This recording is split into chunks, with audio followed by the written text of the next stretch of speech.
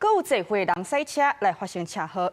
伫台南，今仔日下晡1点多，一个76岁妇人人赛车载朋友经过成功大学的时，伫咧大学路口，唔知讲是安怎来冲红灯，失去控制，弄到2台奥多摆甲1台脚踏车，也弄到呢，阁无停哦，是继续冲对路边的29台奥多摆去。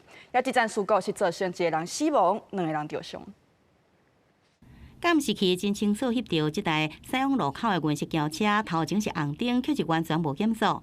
经过原成功大厦校门时，先去弄到共向停等红灯的2台机车了后，随去弄到1台正伫通过路口的脚踏车。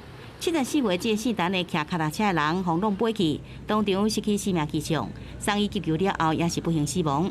这个阿北是要左转过去，他那个车子是要直行，对，就是把人直接撞到我那个车上引擎盖上还有一点阿北的血，撞到我的左边引擎盖之后，阿北就掉在地上。不过，造成事故轿车无停落来，又搁驶向前去弄到规排，总共29台停伫路边的机车了后才停落来，已经离头一摆弄到所在有100公尺远。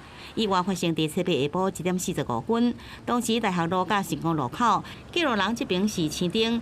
不过造成事故，赛车的人76岁姓刘的妇人人，不因原因无减速停车，直接抢红灯。这个车祸意外造成1人死亡，2人轻伤。驾驶的部分目前是那个执照正常。